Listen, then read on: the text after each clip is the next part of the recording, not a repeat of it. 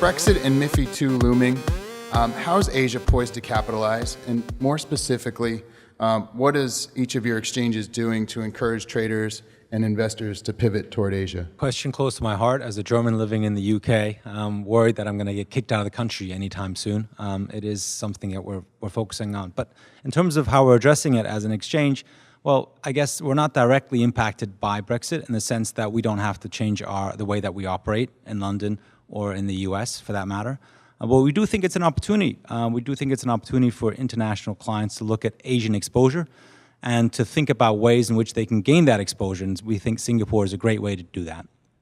And then secondly, you know, the way that we're trying to capture that is by doing exactly that. We're increasing our footprint in the West to be able to spread the good word about the opportunities that exist in Asia. We've opened an office, as I said, in Chicago. We've got 6 people now in London.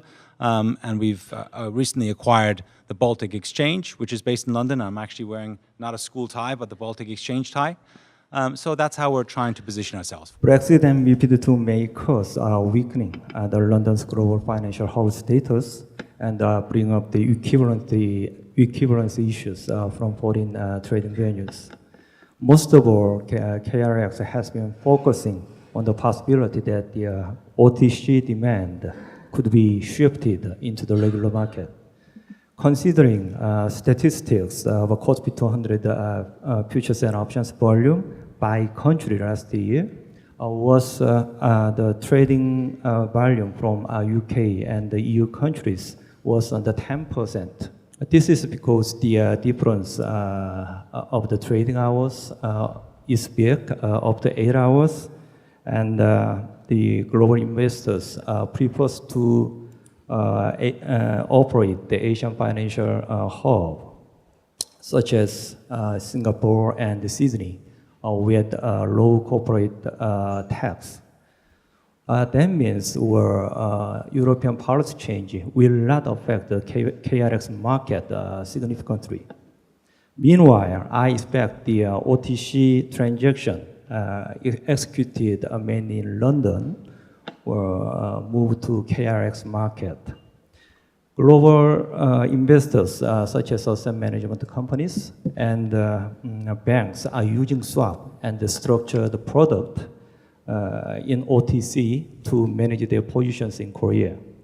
To observe these demand effectively, where KRX have started to develop the new product which can attract the attention of OTC traders and also change the new product, also change the existing product specification flexibly.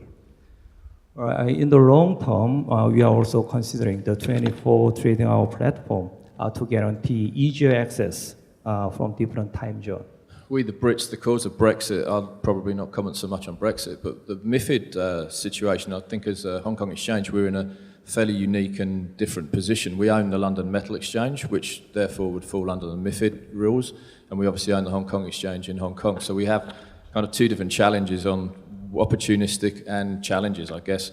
I know from internal work there's a lot of work going on in the MIFID world. I think there's a lot of opportunity potentially for Asia, for some of the clients in Europe that feel that they would rather route business out into Asia. So we're working quite hard to see how we can fit the LME Hong Kong exchange into a post-MIFID world. Brexit, I think, is a whole other subject that nobody really knows the answer to.